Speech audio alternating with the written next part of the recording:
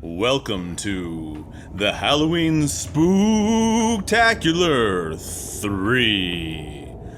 I've got some sad news here from the haunted mansion that I'm recording this episode from. Co-host Zach got in a car accident on a rainy road in the dark on the way up here, and he called and he said he's not gonna make it. And I'm feeling a little insecure that I might not be fantastic enough to pull off this episode alone. Anyway, time for an ad. This episode was brought to you by William Mitchell Audio. Let me tell you, William Mitchell Audio is the most evil fucking audio production company in the whole goddamn US of A. And I'll tell you another thing. The professionalism, the quality, the hordes of demons, it's unmatched. So go to WilliamMitchellAudio.com. That sound good? All right, moving on. I'm back here in the spooky mansion all by myself, but I feel like I'm not alone. I don't know. Something's giving me the vibe that there might be some other fucking shit here. You're terrible. We hate you. That must just be the wind blowing against the shutters trying to scare me. And my only connection to the outside world is the 4 Zoom calls of the apocalypse. 4 terrifying tales. They're all coming up real soon. So buckle your seatbelts, boils and ghouls. And we're gonna have a lot of skele-fun. We hate fun. And now for the interview. Welcome to the Halloween Spooktacular, Brandon Case. I hope you're here to tell a fantastic story for all the boys and ghouls. Definitely. What's up, man? Hasn't been that long since you and I did some other horror shit, because we did The Thing versus The Thing. Yep. Surprisingly well received. Oh, very good. We've actually we've done two horror things, because we did Dr. Sleep versus The Shining, Thing versus The Thing.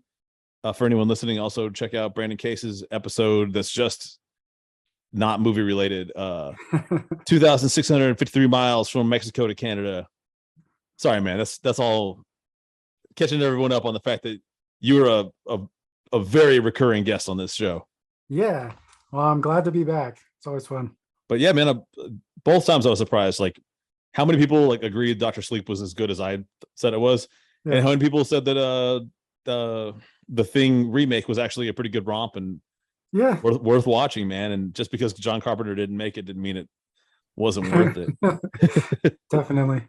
Well, yeah, dude, I'm ready to hear you tell a tale, man. Yeah. Well, I figured I'd probably give you a short double feature. One to kind of set the stage, and then the other one that is one of the only events in my life that I actually can't explain. As a very skeptical person, usually I can like kind of write off, things that had happened one way or the other, but I have no logical explanation for this particular one. That sounds spooktacular. Yeah, that was the idea, at least. So I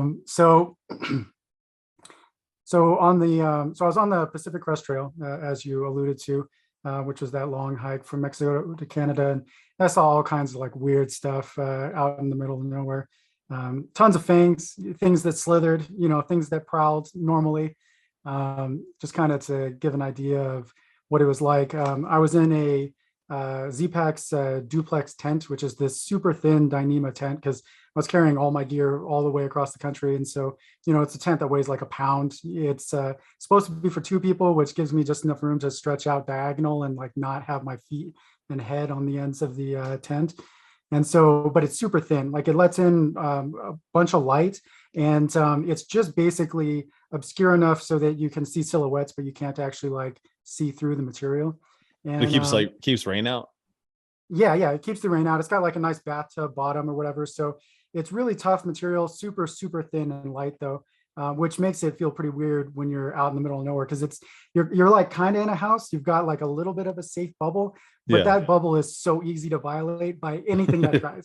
Yeah. And even mice, like I had mice chew through my tent at one point when I was in Washington, and I was so upset. But Dude, it some doesn't people would take a find lot. that terrifying.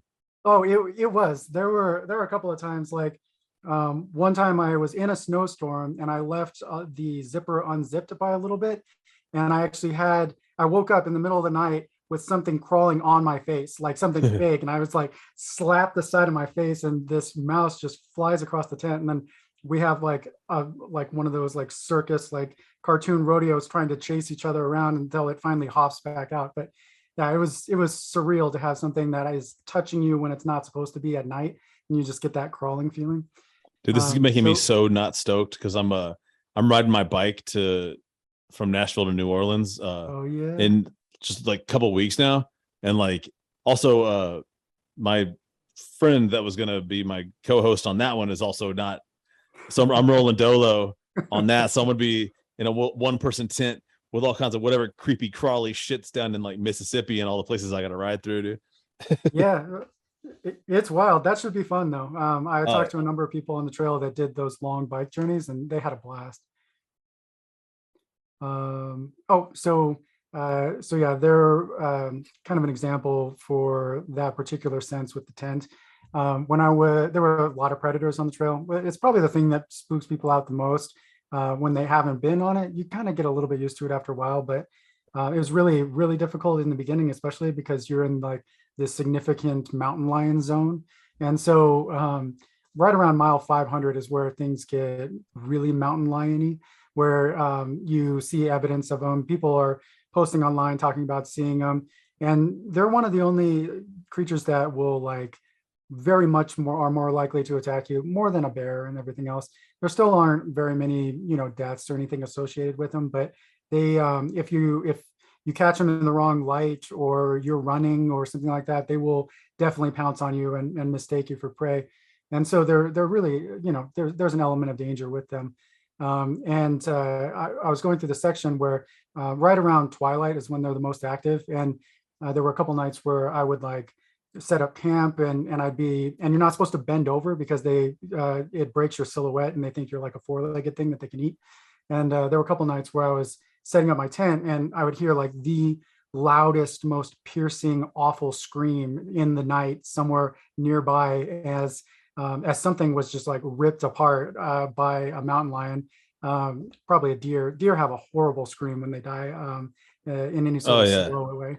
Yeah, dude.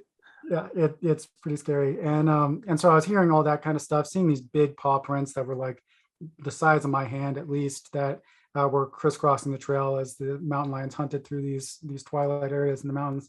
Tim, their paws are as big as your hands. Yeah, they were enormous. Like they're pretty big animals. They don't weigh a ton. Like they're not that much bigger than us in terms of like mass, but they are so strong and their paws are just huge. It's like people get freaked out a lot on the trail and thinking that they're seeing mountain lion tracks when they're clearly dog tracks. Like I talked to a lot of people like that. But when you actually see a real mountain lion track, it is pretty obvious. They are enormous. And then they also don't show their claws because they're retractable. And so like dogs, even big dogs will have like claw marks in front of them. And unless the mountain lion is like moving really quickly or something, those claws stay retracted. So you just get this big, like multi-lobed paw print that settles into the dust. And so anyway, this one particular night, I was climbing up through these mountains. I had come out of town and I had a bunch of food with me. Generally speaking, you're supposed to like eat somewhere and then leave that place and go set up your tent somewhere else. But when you're backpacking on these really long trails, like you get pretty burnt out on. That's a pain in the ass, dude. That's day trip behavior, man. Yeah. And so anyway, I was eating in my tent and it was right at that like dusk twilight period. And I was having a really good time. I'd had a pretty good day. I was out, nature was like buzzing, like you get this kind of like really nice, relaxing hum to the insects. And you've got a bunch of birds that are like chirping, and quail in particular have their specific vocal patterns. And so you've got and the sun has just gone down. So you've got this really like nice kind of like warm atmosphere. This is in the desert in California. And then, I'm doing my normal evening tasks. So I'm like writing my journal and, kind of munching on food or whatever. And then like all the hair on the back of my neck just immediately stands on end. And I was just like, something was wrong, and I couldn't tell what was happening. But then I realized that it was dead silent. Like there was not even one sound. Every animal, every bird and insect had all shut up entirely. And then I hear this heavy, quick step going up to my tent. These footfalls come all the way up to me, and then they come within like a foot of my tent, and then they go all the way around the outside and circle me 2 times. And it's this really heavy, smooth step, like the size of a man, but quicker and smoother. And I was like immediately 100% sure that it was a cat. And so I'm like sitting in my tent, and I have like a little pocket knife because you can't carry hardly anything on the trail because you're scrimping every gram. And so I'm like sitting there with my little pocket knife, just like freaking out, like wanting to Google like, do mountain lions attack tents? But I didn't even have any service or anything. So I'm just completely stranded, hoping this creature that is like stronger than me and more effective is like fooled by the fact that I have this like micro thin tent in the way of it coming and getting my food and or me. And it was super wild. And did you ever end up Googling that? Yeah. Actually, they're very deterred by tents. Okay, cool. So they won't really tend to come into them to get after you, which is awesome. Bears do sometimes. They'll come into your tent if they think they should. But mountain lions, you're usually kind of put off by it. So that is like cool. My theory that bears are a lot more like dogs. Yeah, no, that's pretty accurate. And and cats are more skittish, but also more likely to jump on you if you're like running down the trail or biking down the trail. So you gotta keep your head on a swivel. But yeah, so that was kind of wild. So that kind of sets up a little bit about the trail and the tent and this whole kind of experience. So if we jump forward about maybe 1,000 miles into Northern California, and I've been on the trail for months and months by this point, and I'm pretty okay with animals. Like I've seen some bears, saw or heard that cat, saw another cat, and lots of other creepy crawly stuffs, like all kinds of snakes. Like there were snakes everywhere, where they would just I saw rattlesnakes or snakes that would be coming downhill while I was going across the divide, and we'd like almost run into each other and spook each other and then like run in opposite directions. And so I was chilled out about the animal thing, like you just kind of get used to it being in nature, getting crawled on by ants. Like I had ants on me all the time. Like these are just like normal nature things. Yeah. So I'd calm down a lot. I was a hiking veteran, backpacker by that point after like 1,500 miles.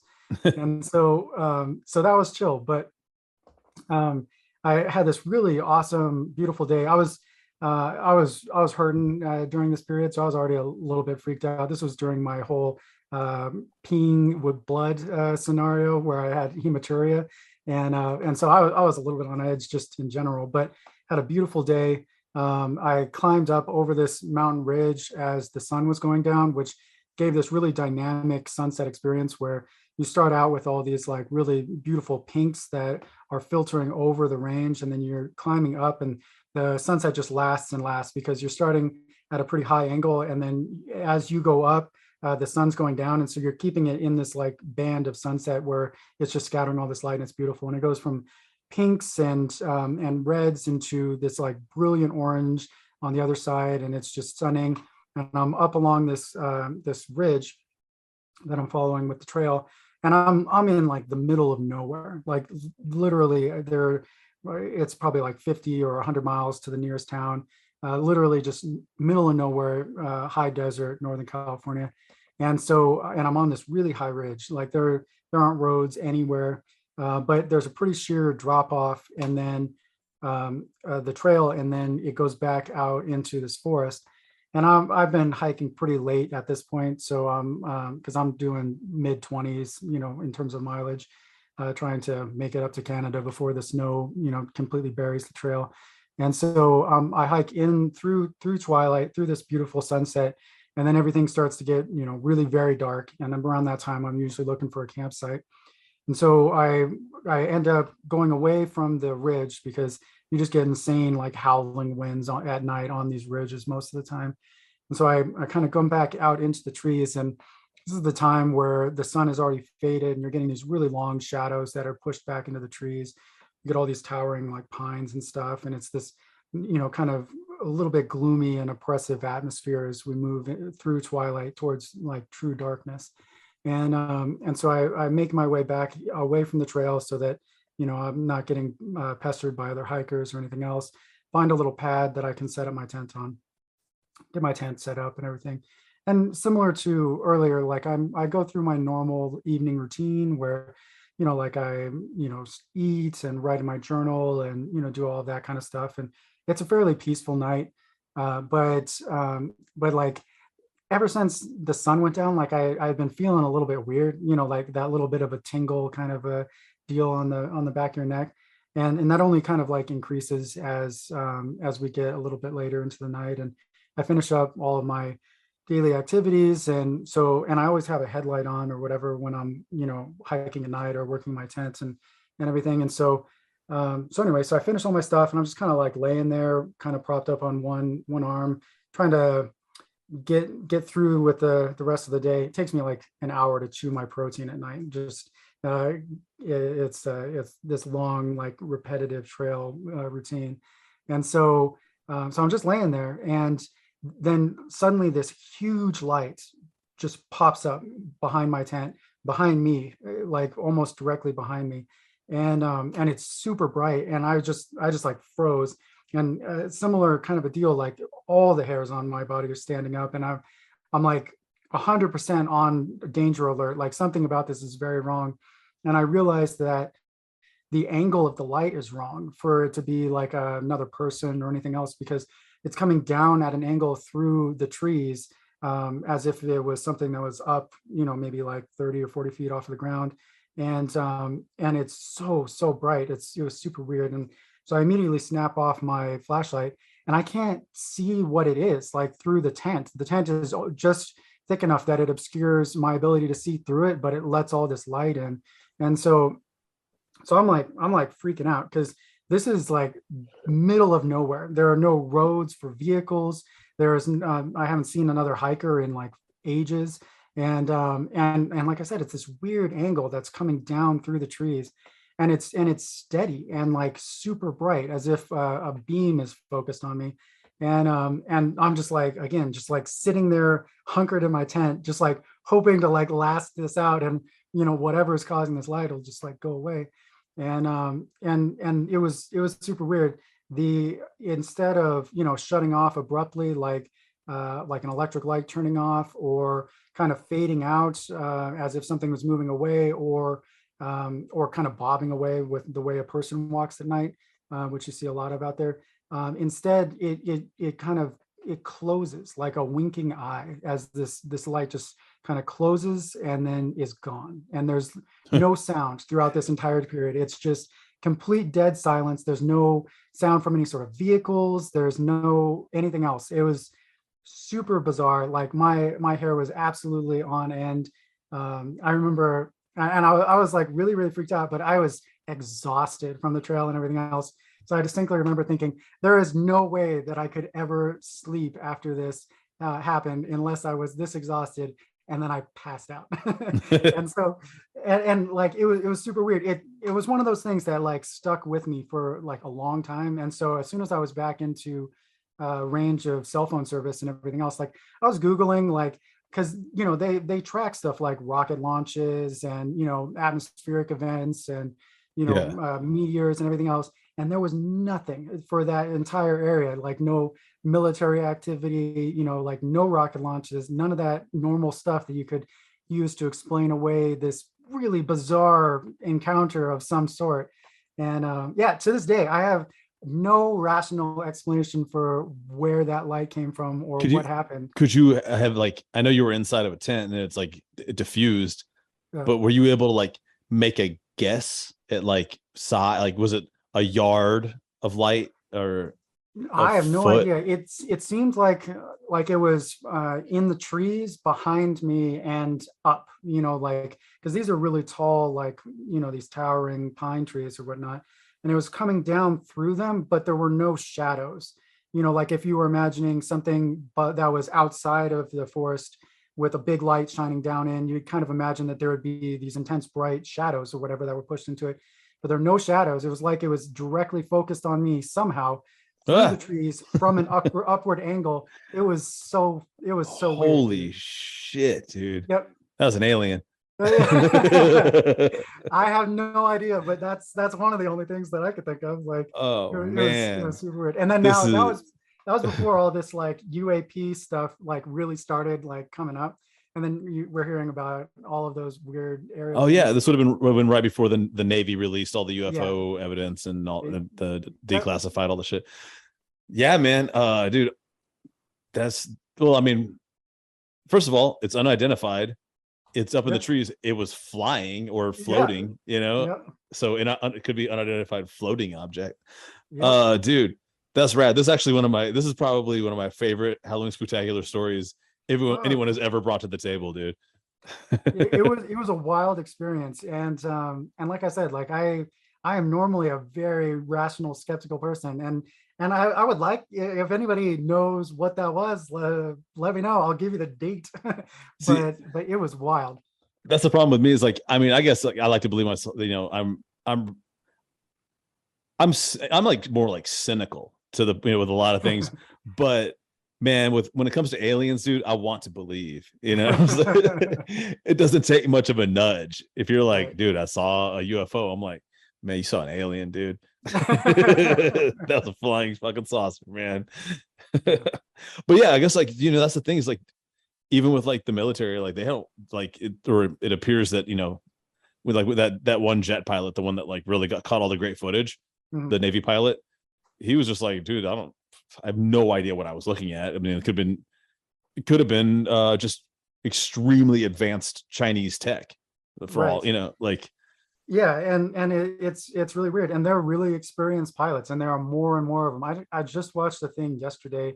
It was on like a really big normal like news outlet like CNN or the Today Show or something like that, where now more and more airline pilots that are like commercial airline pilots are talking about these weird things that they're seeing flying around at night or whatever, and pulling these like really insane maneuvers that would like liquefy a human, in terms of G forces. Oh yeah, we've got a lot of cool like drone stuff going on, but even with that kind of technology, there's something happening that we're not really able to explain, or at least the government's not willing to let us in on.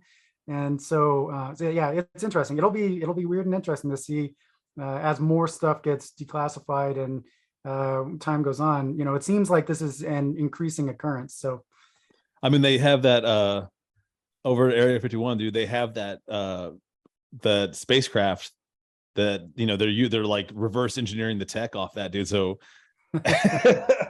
yeah, it could be allegedly unidentified aerial phenomenon that we created based on alien tech.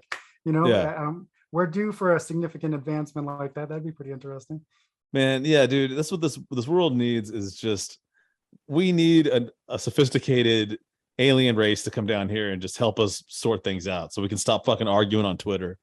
That would be pretty cool. Yeah, it would be really interesting. I mean, you, especially in like science fiction and whatnot, the concept of having, like an advanced intelligence come and, be like, oh yeah, you're in about the right stage for us to start, kind of arbitrating joining like a galactic civilization or, something like that. It would be really cool if we had some sort of like mentor species out there that could be like, yeah, okay, you don't want to blow yourselves up. This is going to like pass in a little while, and you can move into this really awesome space of like, peace and productivity, and we're going to help you get there. So that's always been one of those ideas that has captured my attention and interest. There's a recent tweet that I saw that I liked so much. It was somebody that was like, he's like, I'm not a socialist, man. I just want faster than light travel. And I mean, that's the thing, is like, if we want a federation of planets, dude, that we're gonna have to get past this war shit and this fascism shit, because that does not advance our ability to travel the cosmos. No, no. I mean, we're super divided. We haven't even been to the moon in like, is it 50 years or something like that? That's horse shit, man. We should go to the moon every day. I know. And we shouldn't have to use fossil fuels either. We should, by now, if we weren't just going into these endless fucking pointless climate destroying wars, the kind of tech we could have, Yeah. just Whenever we get really motivated as a species, awesome stuff comes out of it. And so if we could just like, get our shit together, and it might take a big inciting incident, like discovering that there are alien species or something like that. But whenever we really focus and work together on a communal goal, even just from a country standpoint, where we're like, the Russians are going to the moon. We need to figure this out right now and get into space. Like we pushed so much advancement during that like decade or so window. Yeah. It was just fantastic. And then we got there, and then we just kind of let it lapse as we got more focused into all of our normal domestic bullshit. And if we were able to pull together not only nationally but as a global civilization, we could make huge advancements that would be, leaps, pushing the actual, species forward by leaps and bounds, instead of all this divided and contentious crap.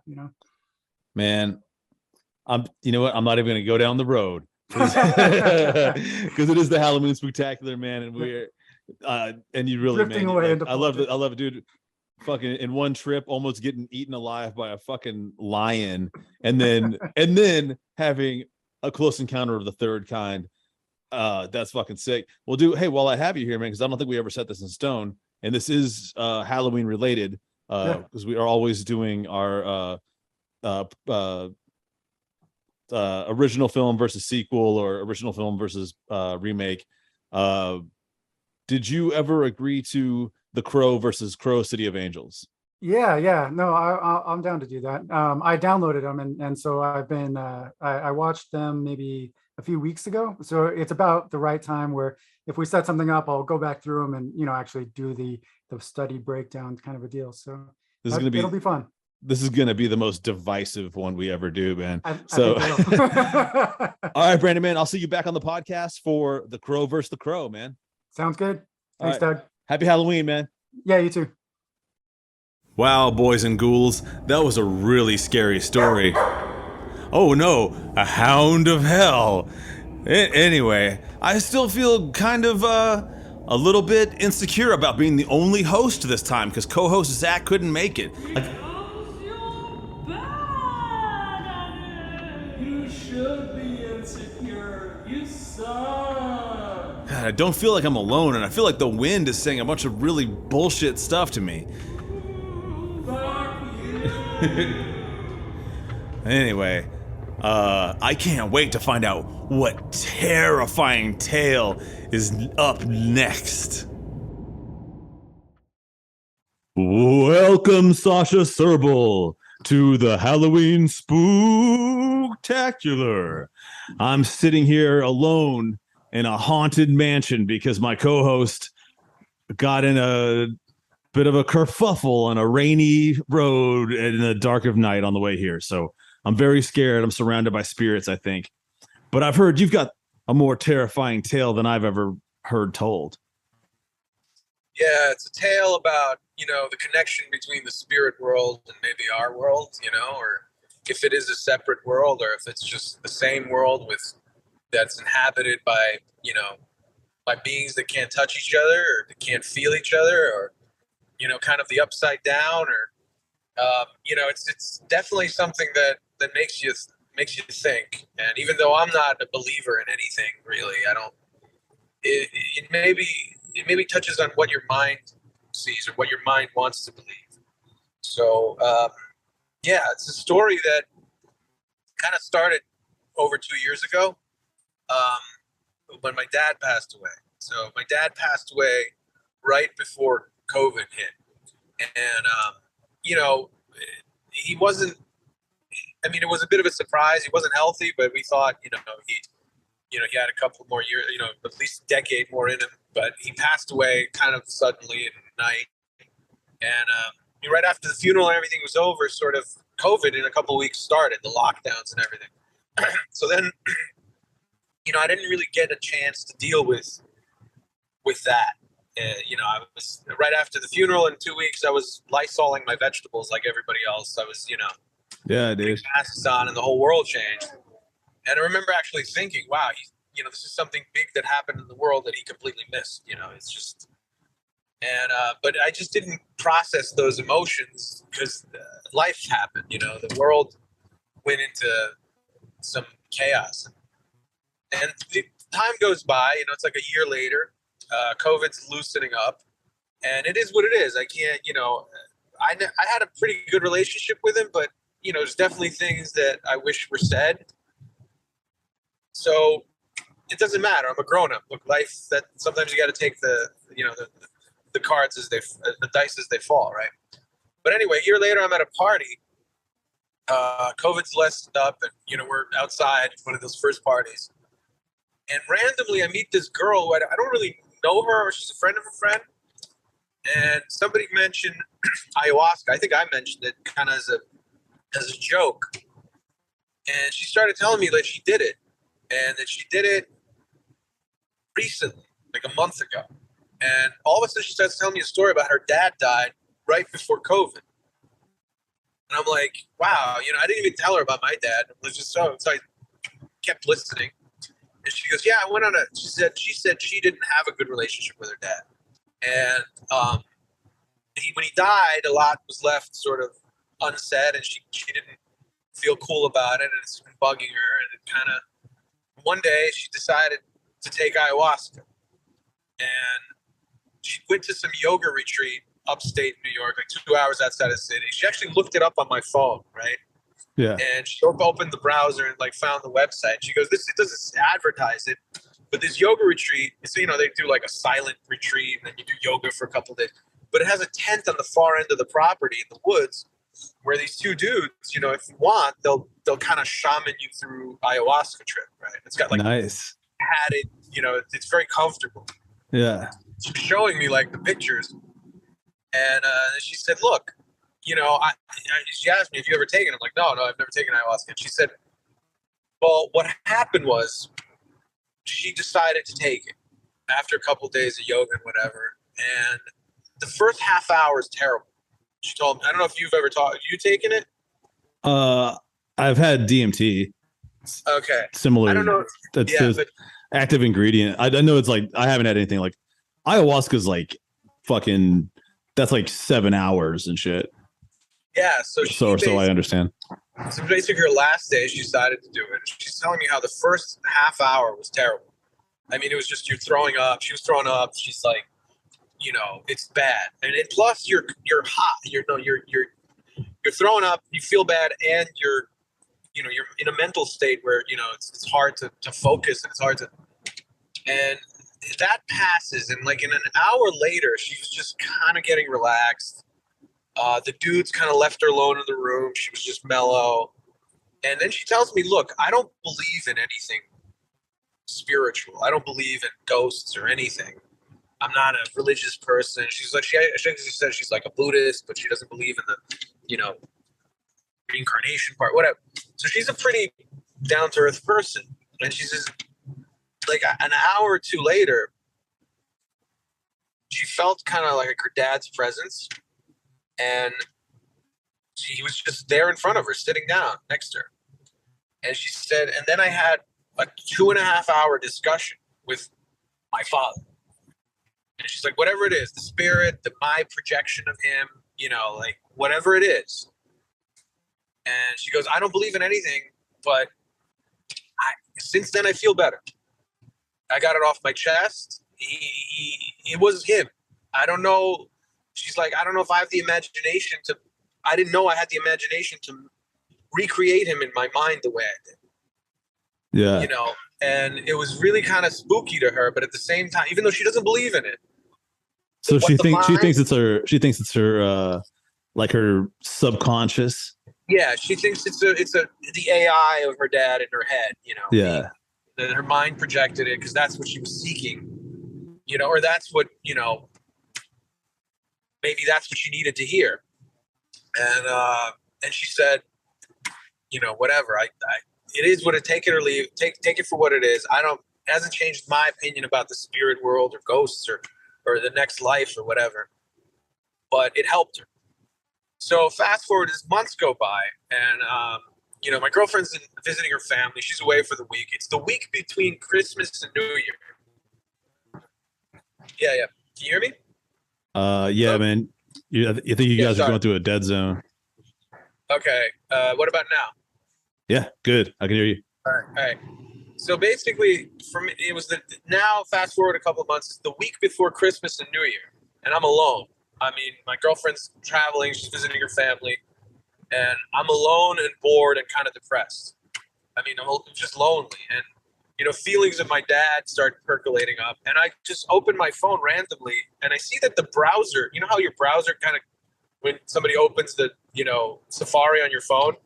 Yeah. You know how it leaves so I could see it. It's still there. Yeah. That you know, retreat. And I was like, I got 3 days to kill. Fuck and yeah. I do this thing, and I'm the guy who makes fun of all this new agey shit. But fuck it, I got nothing to do. Whatever. At least I'll do some yoga. I'll be healthy for a couple days after all the Christmas turkey and all that shit, right? And I go up there, I drive up there alone. I've done yoga 5 times in my life, but now I'm on a yoga retreat, and everybody knows what they're doing. I'm like the worst, you know, most clumsy guy there. They spend half a day being quiet. You know, that's fucking. All I want to do is look at my phone. You know. Oh yeah, dude. So you have to be quiet. Yeah, and all the time I'm looking at the tent. You know, like Yeah. I'm looking at the far end of I know it's there. And they're like, yeah. And I said, all right, maybe I'll come by tomorrow. And it's because tomorrow was my last day. And again, I'm even more cynical about all this stuff, even less of a believer than this girl, you know. Yeah. And all right, whatever, fine. I go the last day, right? And you know, it's first of all, I don't take anything, you know, like I'm very nervous. You don't even take like mushrooms ever? No, I don't do anything. And you know, but here maybe it'll, you know, help you connect or whatever. And I take it, so I'm like a virgin, right, to this stuff. And it is not I didn't throw up, but the first half hour was like just anxiety and nervousness and like, what the fuck am I doing? I can't believe this. You feel like it's gonna last forever like this, right? Yeah. But then it passes and you calm down. And that's the good part. I know it's gonna sound stupid. And I know it's gonna. I don't believe, you know, I don't believe in spirits or whatever, or you know, ghosts or you know. I wasn't particularly spiritual. My dad wasn't either. We're not, you know. But, you know, and I know it's going to sound corny, but the same thing that happened to that girl happened to me. And for the next couple of hours, I had a 2-hour discussion with her dead father. And, you know, great guy, loves to fish, big Giants fan, just a good hang. You know? He sounds like a perfect dude, like for you to talk to, man. Yeah, it was a great time to hang out. You know, I was glad he was there with me. Yeah. So that's my story. I've never taken ayahuasca. This whole thing was just invented. Are you telling me that you yanked my chain? Yeah. That's the spooky part. See? Yeah. I've done this on stage, and people, the level of disappointment. Because I do it like this on stage, and I preface it by I don't believe in anything. There's no, you know, there's no afterlife. There's no, and then when people hear that it's a joke at the end, when they realize it's such a fucking disappointment, you see all of their eyes are disappointed. Because the spooky thing is that people want to believe. You know what's terrifying? There isn't anything. The terrifying thing, there's no goblins, there's no afterlife, there's no spirit world. I was thinking about that this morning, man. I was literally thinking about it this morning. I was like, when you die, do you just go to sleep and never wake up? You know, there's actually I forgot, I think Bill Burr mentioned this. He was in Sweden or in Scandinavia. I think even the Christian sort of sects up there, the Christian religion up there, they don't believe in like an after. They don't believe in heaven or whatever. So, or he was talking to someone like, well, what's that like? He goes, well, what happens when you die? And they're like, oh, you know what happened? You know how before you were born? And He goes, Yeah. well, that's what happens. It's just nothing. You're just, it just life goes on for everybody except you, which is a bummer. And that's the scary part. That's the only scary part. I mean, all of this goblins and goop, and Frankenstein, all that shit, it's all just to calm us down. I mean, as scary as that is, we're just terrified that there's nothing. Yeah. We're terrified that when you hear the wind howling in a dark forest, that there really isn't anything. It's bears, basically, is what you should be afraid of. Yo, dude, you ever seen Dr. Sleep? No. Oh, it's such a good. It's the sequel to The Shining, and that's what. So it's the little boy from The Shining. He's grown up, and he works in hospice with like all these people that are just on their deathbed, and he's like got The Shining, and so like they call him Dr. Sleep because he always like whenever you're about to die, he kind of knows, and he comes in the room, and like everyone like just dies peacefully because of him, and he's just like they're like, oh, I'm so scared I'm gonna die, and he's like, don't worry, man, it's just like going to sleep. And it's such a cool movie. Oh, you got to check it out. Oh, dude, what a Halloween movie. Dr. Sleep. Everyone see it. I'm more, you know what I'm afraid of? I'm afraid of, as I drink this, let's not mention the brand, that we're going to get sued. That's terrifying to me. More than I'm afraid that you have to, don't forget to blur this out because, I don't know. Oh, there's no video component to this, dude. Okay, cool. So, yeah, that's my the terrifying thing is to live in this life knowing that there are no do-overs and redemption is difficult and I don't know, but I will say this for your audience. I've done this joke in New Haven at a club, and there were some neuroscientists from Yale there, and after the club they said, did you actually do ayahuasca? I'm like, no, I never did it. And they said, you should do psilocybin. I'm like, really? I'm like, I've never done any of that stuff. And they're like, no, there's a lot of therapeutic studies now saying that psilocybin can help if it's like guided, Dude, so, that's I personally, I mean, I'm not being guided, but I make my own microdoses and take them, dude. It's fucking super fucking chill. There's no harmful side effects. And honestly, man, if you're the kind of like, dude, I'm not gonna try and sell. I'm not gonna prescribe doing drugs or things like that. But I think if you were to trip really fucking hard, I think it might open your mind a little bit to like maybe there's that it's not just you're here and then you're gone and then you're nothing and you're just fucking dirt and worms. I think that you might be like have the opportunity to kind of because it pulls away the veil from your eyes, dude. That's just my personal opinion. I'm skeptical of it. This is the only reason. It's not like I'm talking to neuroscientists, so they probably know what they're talking about. What I'm skeptical about is if it really does, if this ayahuasca helps people and psilocybin helps people, where's this blissful nirvana we're supposed to be living in after everybody's opened their third eye with this enlightenment? There's Fear and Loathing in Las Vegas. One of the last lines is that, the big hook to the drug culture that, is that you can buy enlightenment for $20 a hit. Yeah. Oh no. Well, guys, we lost Sasha Srbulj. I'm gonna try and get him back. Hey, I got you back. Where did you leave off? Okay, so you were saying at the end of Fear and Loathing in Las Vegas, and I love this line, and I love fucking Hunter S. Thompson. I love everything. I've read every book that fucking guy wrote, and he was saying, he's like Timothy Leary was trying to sell enlightenment at $5 a hit. Yeah, exactly. I feel you, dude. But at the same time, man, like I don't consider mushrooms drugs, dude. I consider them medicine. Well, I mean, then sometimes they do make medicine out of some components of it, but the issue is that it could. When I talk to the neuroscientists, again, this is me being skeptical, me not doing any of this stuff, they said that really the gain of it is just that sometimes people live their whole life in this mode, right? Yeah. And when they take something like that, all of a sudden they realize that they can look at things different. Like it just teaches you that the whole trick is to teach your brain or to teach you that you don't have to think like this, that you can make change, that your brain is plastic.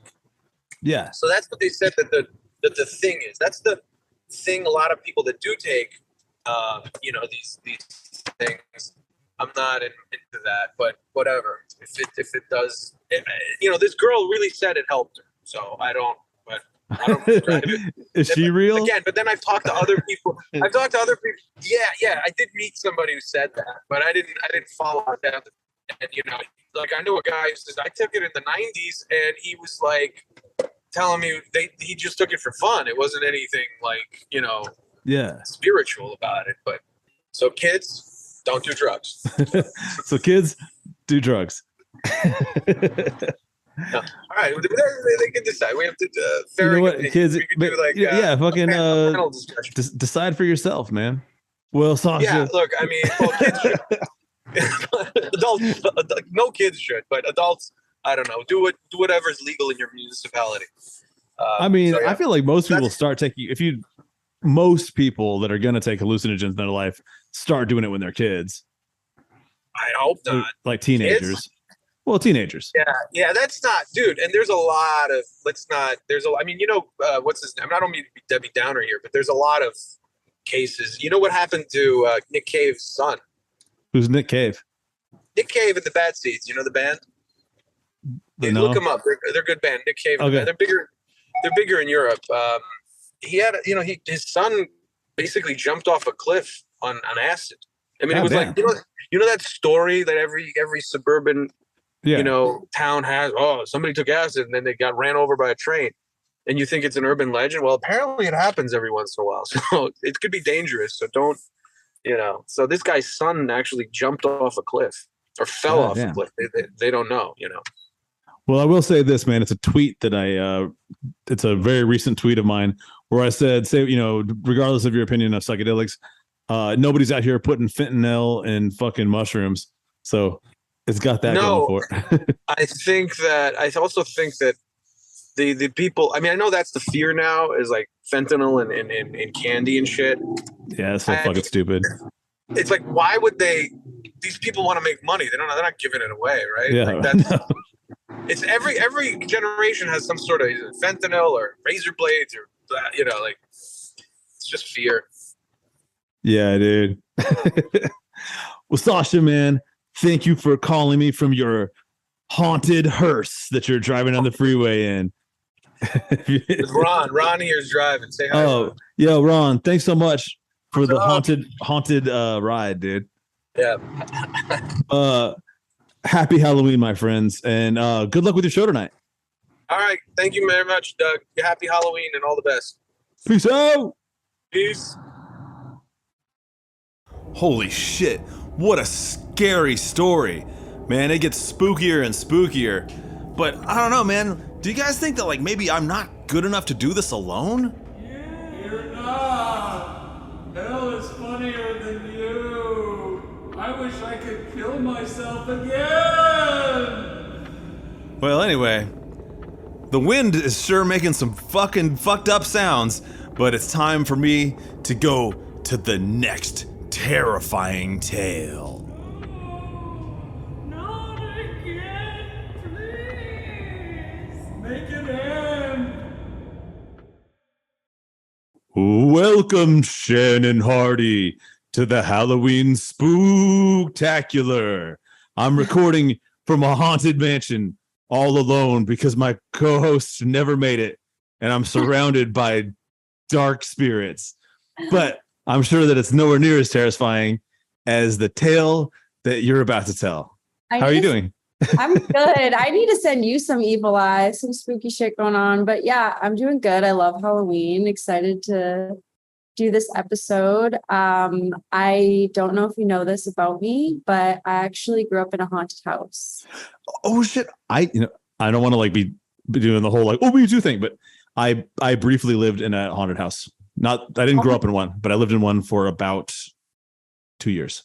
That's my favorite part, actually, when people respond with that, because there's a 50-50 chance when you say that people are just going to be like, oh, this person's insane. They believe that they grew up in a haunted house. No one will ever convince me that house wasn't fucking haunted, man. There's just too much weirdness, and I'm and I've lived in a billion houses, and I haven't I don't go to every, I'm in a house right now. I lived in this house for a year, or a little over a year. I've never once been it's haunted, because it's not.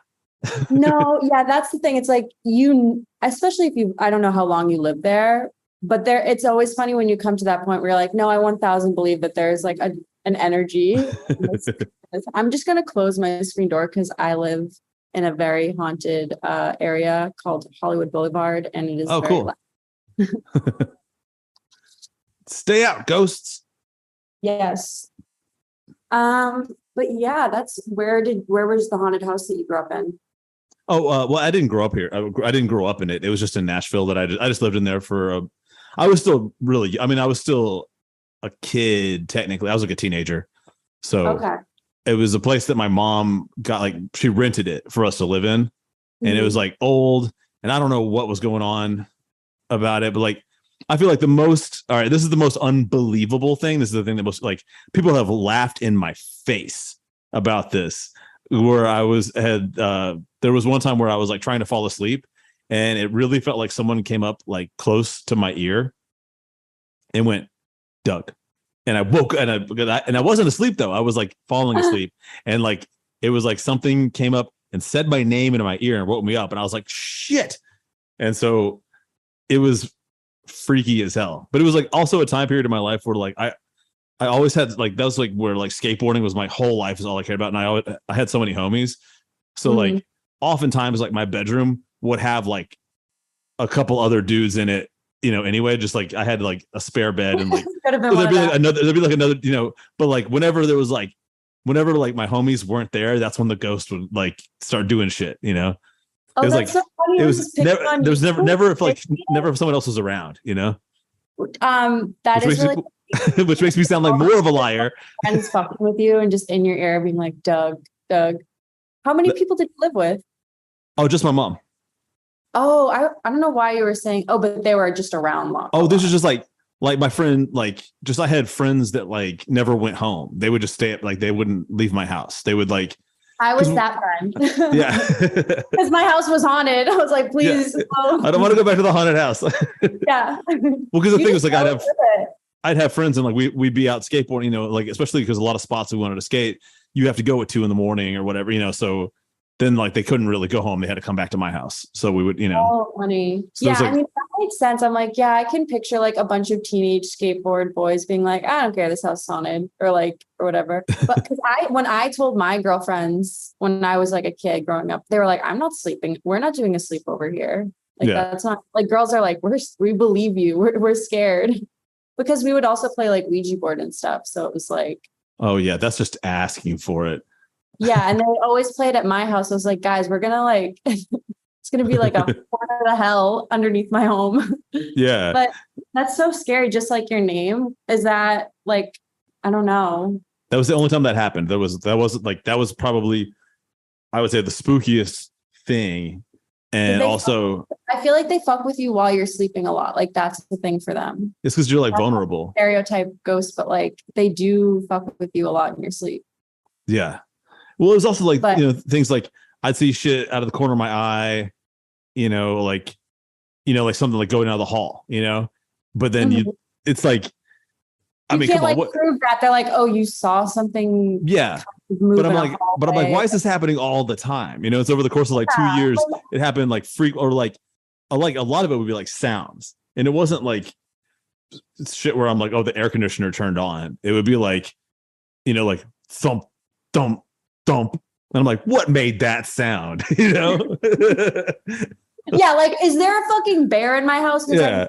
Sure. Okay, so this wasn't the story that I was going to tell, but this will be really quick. So there was one time on like 420 where like there was like a bang in my house, and I was like super high, so I called the cops, like thinking someone like broke in. And so the cops come, there's like a helicopter over my house, like shining like a bright light, like as if they're like, yeah, it was a whole thing. And then I was so embarrassed because they came in and it just smelled like weed.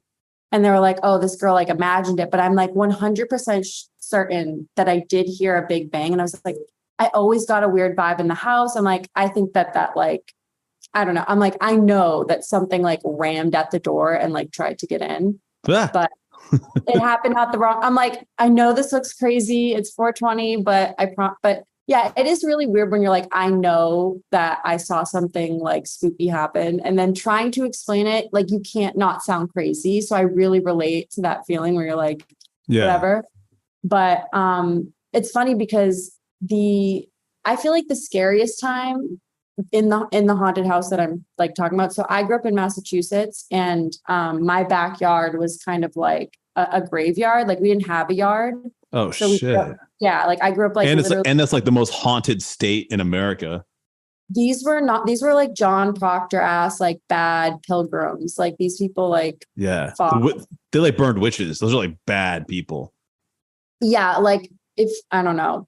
I was like, and also to be honest, I'm like, as like a young girl, like it's like, of course they would fuck with me, like if me and my friends are playing the Ouija board on it. So I think that the house was haunted already because it was built like on a cemetery. And also I'm pretty sure that like there were Native Americans that like obviously died, like, you know, when the pilgrims came, and they didn't bury them properly, but they gave like the pilgrims their graves, which was where like, so those are the people that were in my backyard. And so what people would say around town is like, I'm pretty sure like this area of houses were built like on dead Native Americans, like in the poltergeist. Yeah. Oh, that's gnarly.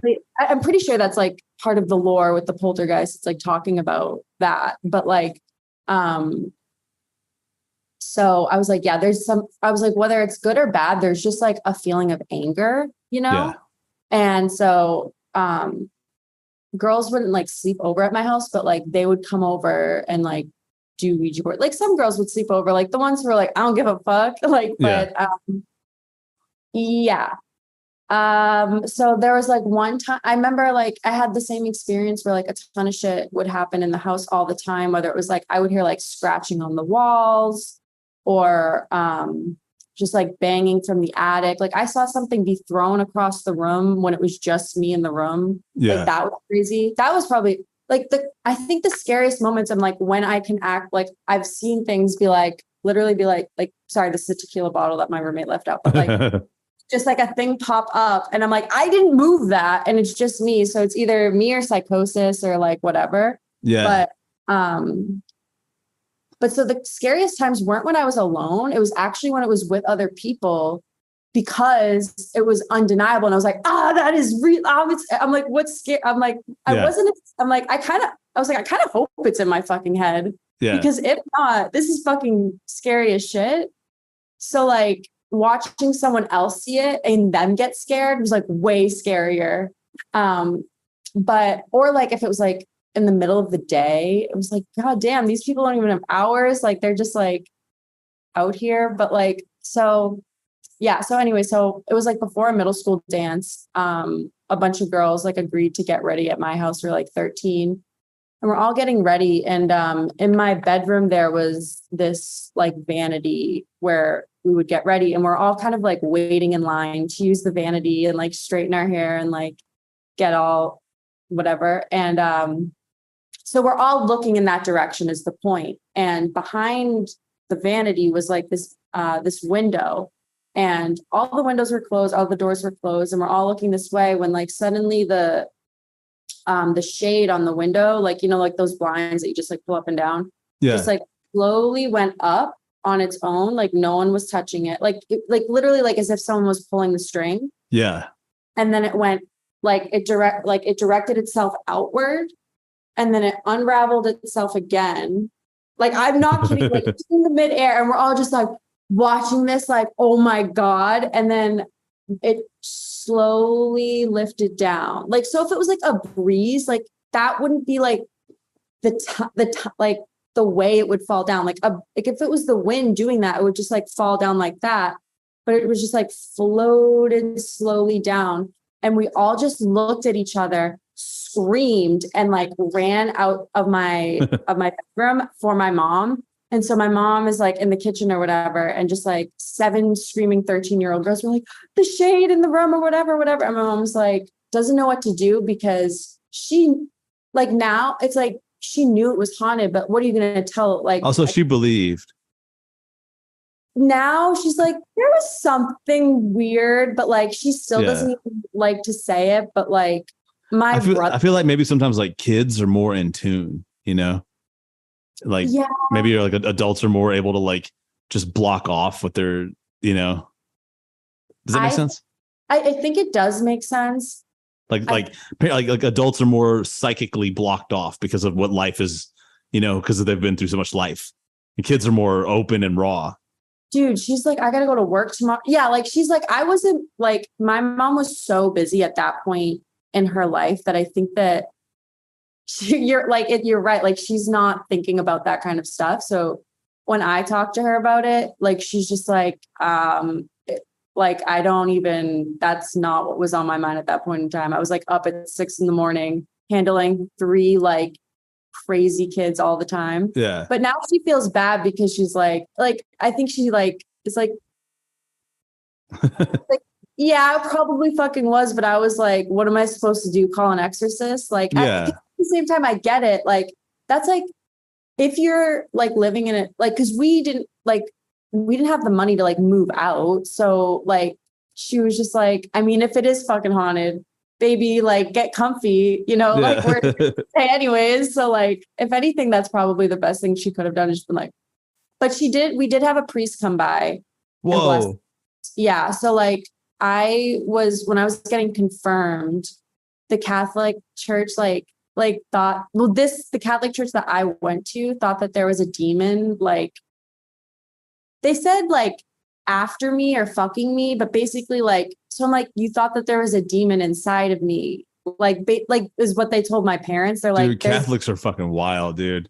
I'm like, I'm just a bitch. Like I'm not I'm not fucking demonic. I'm just like a brat. Which is funny because my parents were like, of course, like because I was such a pain in the ass as a kid that like they were pissed off. Like so they called my parents and they're like, we're having Shannon do, she can't get confirmed unless she does one-on-one sessions with our nun. So they pulled me out of my like confession classes, and every like Wednesday after school, I would have to just sit with this nun and she would like ask me these like very prying questions and like basically because they like about like my sex life, like because we have to like say I was slaying like at 15. They were like, hot bitch, like I did not give a fuck.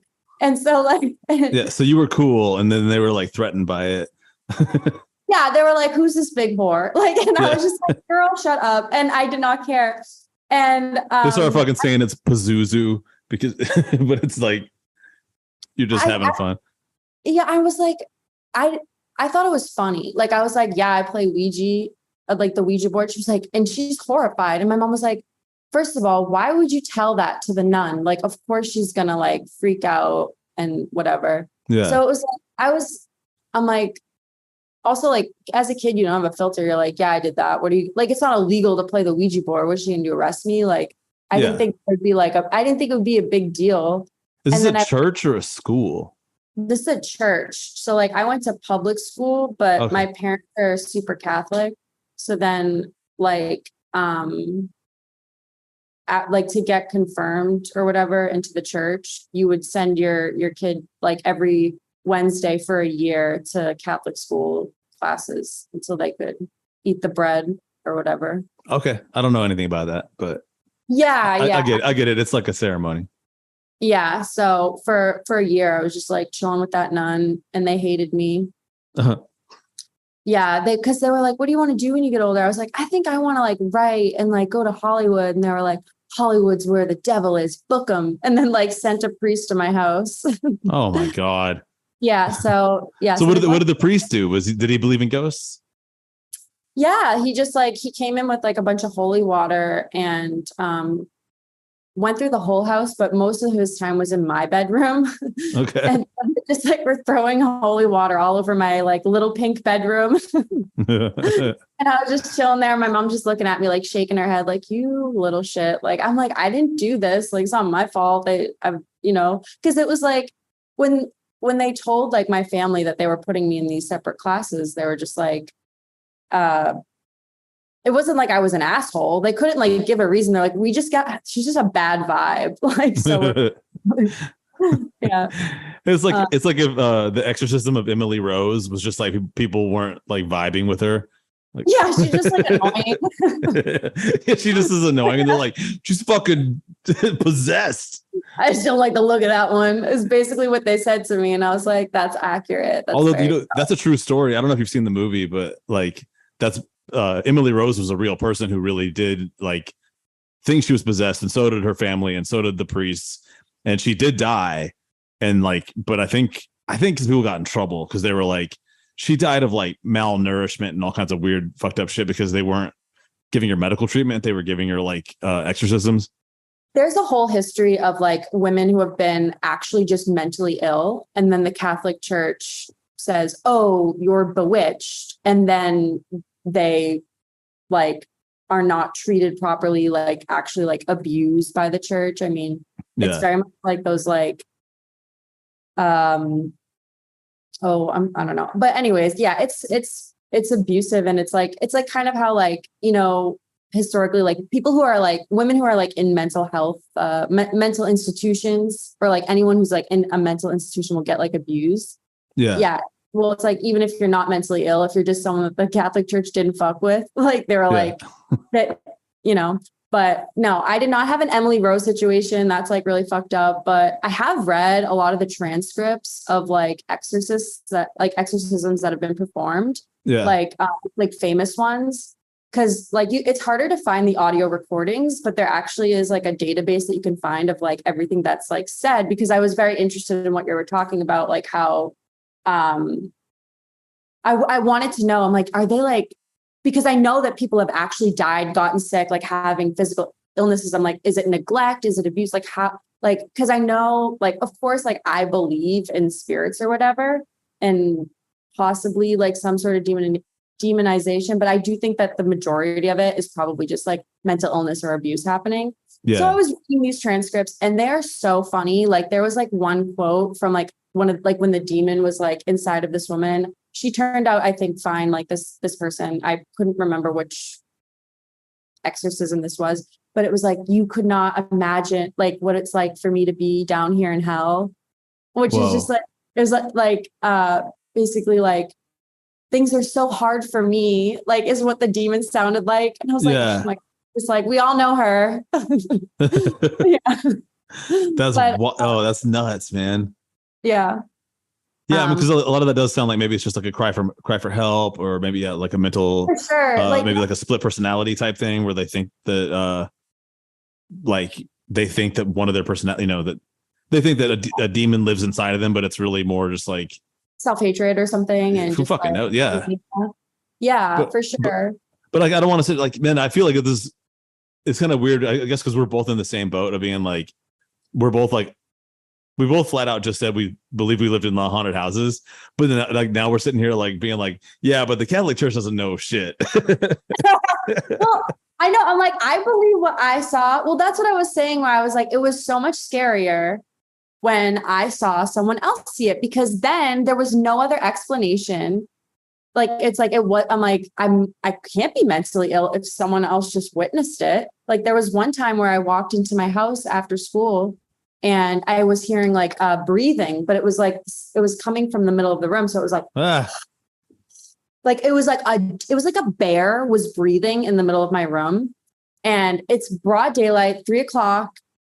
And I'm like, my parents usually weren't home after school because they were like working. But this day, my stepdad just happened to be home. And so I was like, fucking yes, like I'm going to prove to all of them that there's this ghost. They're going to hear this shit. And I like pulled him upstairs, and I'm like, and so we're both sitting in the middle of the room, like, you hear that, right? Like you hear that deep breathing. And he was just like, yeah, that is for sure a sound that I hear right now. I don't know where it's coming from. He's like, maybe it's a squirrel. And I was like, a squirrel? I remember being like, so I'm like, you think that noise is a squirrel? I was like, I am not. I was like, you got another thing coming if you think that there's a squirrel somewhere like in the floorboards making that noise. Yeah. It was just like, have you ever heard a squirrel breathe?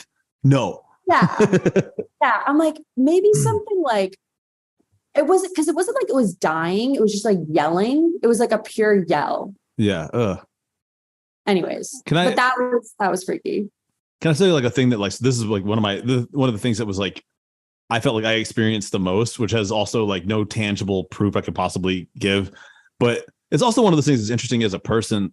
Do you know like when if someone's fucking staring at you, like you're not looking, like you could be looking the opposite direction, but you can tell someone is behind you staring at you, like because you can just sense it. That feeling, yeah, we have senses that aren't like. So in real life, I'm like dead up 90% of the time. If I think someone's staring at me and I turn around, there's someone fucking staring at me. Like if that's happened. So, but what would happen to me in this house is I would feel like someone was staring at me, but I'd look around and like there'd be no one there. It would just, like all I had was that vibe, or that like your hair's on the back of your neck stand up and you're like, ugh, someone's looking at me. Yeah. And I'm home alone. Yeah, for sure. I've felt that. And I do think that like we have that intuition biologically. Like, I don't think that it's just a spiritual intuition that like that feeling that you're describing is. Like, I think that is something that humans are born with, but I don't really know what it's called, to be quite honest. But I'm like, yeah, like you can set, like, it's like, when you walk into a room of people, you can feel the vibe of the room, or like what energy people are giving you. And if you're alone and you feel the energy of a presence, yeah, that's odd. Can I tell you my theory with my thing? Yeah. Like, I think the house itself had like whatever kind of like psychic residue, whatever it is that makes a place haunted, that not everyone necessarily is going to pick up on. Like I said, like none of my friends ever felt like there was anything going on. Like it was always just me. And like people, but that was a time period in my life when I got like super into lucid dreaming. Like I did it as a practice, and I wanted to be an Oneironaut because like that, I thought it was so cool, and I read so many books on it, and I was like, yeah, I want to get to the there. What? Did you do this at the haunted house? I'd been doing it for like a long time at that point. Like I'd gotten to the point where I could lucid dream on command, and yeah, I was doing it at the haunted house, but then I started like stopping doing it because I felt like maybe I was bringing back some of like when I would come back from the dream world, like I was bringing back some of the negative shit that needed to stay there that shouldn't be on this side of the mirror. Yeah, it's it's like, I don't think that it's funny because I know people who are like, yeah, I can lucid dream when I want, and I'm like, I don't know how you do that, but it's funny. So you read about how to do it. It's actually a pretty teachable skill, and it's just a bunch of like simple practices. I actually had to unlearn it. Because it became so disruptive. Even once I wasn't living in a house that I felt like the house itself had haunted shit going on. But that's where I first began being like, I don't want this anymore, because I got super good at it. But yeah, like I said, it's not always pleasant, and you end up with a lot of like sleep paralysis, panic attacks, because you have to have a panic attack to wake up oftentimes. Because if you have sleep paralysis, your brain has woken up, your body hasn't. And the only way to get out of that, or that I had ever discovered, but I had no teacher, man. I did this would have been different if I did it had a guide, but I would start to cause myself to hyperventilate and panic. And that would, I guess, maybe give a little surge of adrenaline into my body and wake my body up. I have a interesting response to that, but my Dunkin' Donuts is at the door, so I'm going to go get that. Okay, hell yeah. Sorry. Okay. So yeah, I'm pretty sure lucid dreaming is very much tied to like haunting, especially like with like demon energy. Like, I'm not saying that like, I think all spirits are bad. Obviously, I think there's like good spirits and stuff. Yeah. But when I was living at that haunted house, I would lucid dream every night that I slept there, but only there. So if I slept at a girlfriend's house, I wouldn't lucid dream. And it was like I was having dreams of like the demon for 6 years straight. Like, I'm not kidding, like every night for 6 years straight. So like I couldn't control when I was lucid dreaming, but I started to really believe in the haunting because of that. But it also could have been tied to like me being scared of the house. So I would only have those dreams there. You know what I mean? But yeah, it sounds like you're like in a perfect storm, like a vortex, because there's like the house, is basically like there's the psychic residue of the haunting, there's the graveyard, there's the possibly like disturbed Native American burial like, you know, historically ground, and they took it, they put all these like crazy religious extremists, you know, buried them in the ground. You know, those people probably died with a bunch of unresolved issues. Then you've got like your church that definitely believes in demons, and then they're straight up telling you that you've got a demon in you. I mean, it's fucking crazy. You turned out like so damn cool, man. It's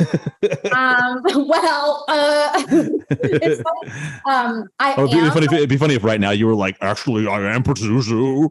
That would be so. I'm like, I lucid like demon eyes. It's crazy. It's just like whenever I want, I can go demon mode and my eyes like go black. That's wild. Yeah, but I think I'm like now as an adult, I like the closest I'll get to that kind of shit because I believe in it is like I'll go on ghost TikTok a lot, like ghost hunters. Like there's one guy I follow from like South Carolina. He's just some guy who like goes to haunted places with like one of those devices that's supposed to talk to ghosts. Like from Ghostbusters. Yeah, and it's so funny to me because sometimes it'll be like a door will like creak open and then the ghost on his little thing will be like peep peep poop bop, like nonsense. Well, like one time it was literally like poop or like something, and I was like, that's hilarious. That is funny. Because also it's like an EKG machine, I believe it's called, but so there's theories that it's just picking up radio waves and like mixing words together, which 100% sometimes that happens. So it's even funnier. I'll be like, promo code get out, like, fuck you, bitch, like whatever. Promo code get out. 1-800 like new insurance, like. But yeah, so it's like an entertainment thing for me now because I'm like, oh, I don't live in a haunted house, and also like, it's my money, and I want to know. That's so funny. But yeah, I do think that like I live in a haunted area. I think that like Hollywood is super haunted. I bet. Even now, like this whole country is haunted, but I'm like, there's some dark shit that's happened in Los Angeles. I'm sure there's like, I mean, I don't go on ghost tours or anything here, but I know there's definitely some negative energy over here. Yeah. Not just Massachusetts. I'm like Massachusetts, definitely, but I didn't realize like coming here, I'm like, oh, for sure, you know. At least it's sunny. It's hot, muggy ghost energy. Yeah. I feel like though, like I know this is silly as hell, but though, like when it's like kind of shitty and like cold and rainy and overcast, that's like ghost weather, you know? I know, it's like cozy. I'm like in the mood for it. I'm like not in the mood for it when I'm like being a bitch in my room, like, oh, it's so fucking hot. Like, oh my, yeah, dude. Like, who wants to be like haunted and be like uncomfortable and like getting like chafed because you're sweating in your sheets?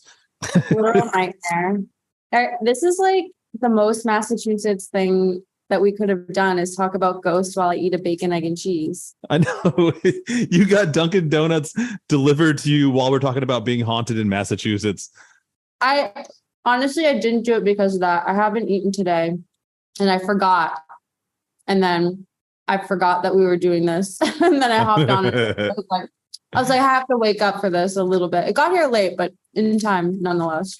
But yeah, I'm supposed to go back soon. I really want to go to Salem, Massachusetts. I want to go back. I want to be scared because I feel like scared. I don't want to be scared. I want to be like, I don't know. I want to go on a ghost tour. I just went on a ghost tour last year. I was in New Orleans and I was there. It was Halloween. It was literally Halloween day. And so I was like, dude, how am I not going to sign up on a ghost tour on Halloween day? I'm in New Orleans already. But it was like, I didn't get scared because for one thing, I was in a costume. I dressed up like Hunter S. Thompson from Fear and Loathing. And I also decided to like go as full into character as I possibly could. So I was like doing, basically doing the movie and like doing the walk and saying all that, like, so I was so focused on pretending to be Hunter S. Thompson, and I had a cigarette and a cigarette holder, and I was entertaining people too, because like people were being like, "Oh, Hunter S. Thompson," and I was like, "We're about the goddamn golf shoes," and I was like drinking heavily, so it's really hard to be scared when you're drunk and dressed up like Hunter S. Thompson and pretending to be him and trying to entertain everyone you see. So I maybe didn't get the full experience. No, I know what you mean. Like there were like times when, so the time I saw something be thrown across the room, I was so fucking like drunk. Yeah. And I was just like, I'm not drunk hallucinating. That just, and I was like, and it like took me a minute to process that I should run. And I like ran up. It's like, damn, they got my ass. But what's the scariest story that you've heard thus far? Am I the first one? You are the second to last one. Yeah. So before you was my homeboy Brandon, who hiked the Pacific Crest Trail alone, and he had a 2-part story where first he almost got eaten by a mountain lion in his tent. He had a 1-person tent, and there's a mountain lion stalking him outside the tent, and like but he survived it because mountain lions apparently are really, really they don't like to attack tents that much. But then later on, he's totally by himself in the middle of fucking nowhere, and then he saw a bright ass light out where there's no vehicles, no roads, no shit, no other people, anything. A bright light came down through the trees and shined a light on him in his tent for like a minute and then blinked out and disappeared. And he has no explanation for what happened ever. So that's, no matter what that was, that is fucking terrifying. Like whether that was a person in that woods, whether that was a fucking alien. Yeah, ghost, I said it was an alien. Yeah. Like cop, I don't care. Scary as fuck, whatever that was. Well, Shannon, I gotta tell you this. I gotta go on to my next spooky fucking guest. So thank you for being a fantastic I don't know what I barrel of skeletons. Dude, it was rocking. Thanks for having me. Always down to talk. Shout out everybody. If you haven't heard Shannon's episode where I basically just talked about Shannon for like an hour, it's called Is It Lit? It's from season 1. I think it's like episode like 60 something. And I guess I'll see you next time. We'll do our movie, right? Do our movie review. Yes, we're gonna do a movie review next time, and I'm stoked for it. Oh yeah, and also, dude, if you're in the LA area, go watch Shannon do stand up. Oh yeah, you're fucking. If you don't go, you're really just missing out for no reason. Hell yeah! Thank you. Yeah. Bye, Shannon. Happy Halloween. Happy Halloween. Wow, that was even scarier than I thought. But I guess I've got to creep it real and trick or treat yourself, because there's one more horrifying tale to tell. But fortunately, my jokes and my puns are just as good as the original Crypt Keeper from Tales from the Crypt, and I know that's a fact. It's a lie. You should be embarrassed. I'm embarrassed for you. I feel just like Lady Gaga, because a scare is born. Anyway, it's time for the next terrifying tale. That pun was stupid. What's up, boils and ghouls? I've got another terrifying piece of news to tell you. One of the guests couldn't make it today because all the Frankensteins and Freddy Kruegers came after her, and she's all holed up in a zombie bunker. But I got good news. Co-producer Colleen is joining in for the 4th Zoom call of the apocalypse, and we can finally close this portal to hell in the haunted mansion. Thank God. I hate portals to hell. Yeah, they're the worst. So I heard you had a scary dream. Okay, this is the best scary story. You didn't give me any notice, so that's what's scary about it. Yeah. I'm scared. It is scary to get on a microphone to do this with no notice. Okay, I mean, this is the best I got for you. This is one of my earliest vivid childhood memories, and it's about a dream I had. I was probably 4 or 3, really little. And I remember I had a dream about a scary monster that was like in the corner of my room. So I was dreaming about being in my bed, like sleeping. And then the monster, which looked like a big troll guy, was in the corner. And he had this big fucking arm with like finger claws. And he reached out his arm like all the way across the room from the corner. And he like grabbed me and like rolled me out of my bed. And I was like, ah. And then I woke up and I was on the floor. Wow. Yeah. So it happened. Yeah. The conclusion I came to That monster is was that real. that was a real thing. And then that's the end of my story. Okay. Well, let me share my scary dream that happened that I remember too from a long time ago that also is like yours. Oh. But I was 21. I wasn't a child. I was a full-ass grown adult, and I was getting my Sawyer certification from the fucking National Forest Service, and I was camping in the woods in Virginia. And I was in a tent, and That's already sounds scary. there's 3 other people to in the me. tent, and we all fell asleep. And I was sleeping, and then I started having a lucid dream. And this is back after I'd already like stopped trying to do this all the time, but they still would just happen occasionally on their own. And I was in a dark city. It was completely empty, and I could fly, so I was just floating through the city.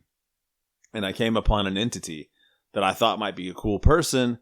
Turned out it was actually like a scary, like dark entity. And I was like, wake up, wake up, wake up, wake up, wake up, wake up. And I woke up, and it was in the tent with me, and it was holding me down in my sleeping bag. And I was like, get off me, ah! And then it disappeared. I looked around, and no one else in the tent had woken up, even though I was screaming, get off me, get off me, get off me. Oh my gosh. So that was my scary dream. I'm scared. All right. Well, Okay, well. this is pretty scary. Happy Halloween. Happy Halloween. Goodbye. Wow, what a scary fucking story. And you guys, you're not going to believe this, but this house actually is haunted. I had a little bit of time in between interviews to realize it wasn't the wind at all. There's actually 2 really awesome ghosts here. It's Agatha and Rumford. They've been saying all kinds of negative shit, but you know what? We talked about it, and maybe like, do you guys want to explain yourselves? Like what was going through your mind, while the podcast was happening? We are sorry.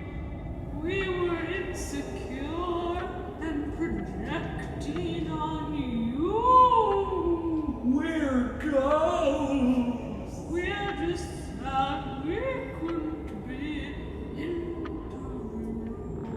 We're just jealous. Well, you know what, guys? I've got some great news for you. Finally admitting that you're just a bunch of jealous bitches means that you can finally be released from the mortal realm and go into the afterlife. Our unfinished business is resolved. Yeah, you've resolved your unfinished business by being on this awesome podcast. So you're welcome, Agatha, Rumford.